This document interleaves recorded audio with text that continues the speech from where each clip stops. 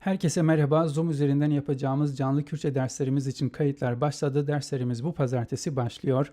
Kurmancı Sorani veya Bahdini öğrenmek istiyorsanız mutlaka bize bir mesaj atın.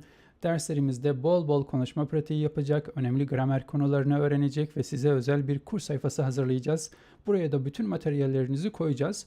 Bu program en az 3 ay sürecek ve böylece Kürtçenizi bir sonraki seviyeye birlikte taşıyacağız. Ayrıca seviyenize, hedeflerinize ve öğrenmek istediğiniz Kürtçe lehçesine göre size bir öğrenme programı hazırlıyoruz.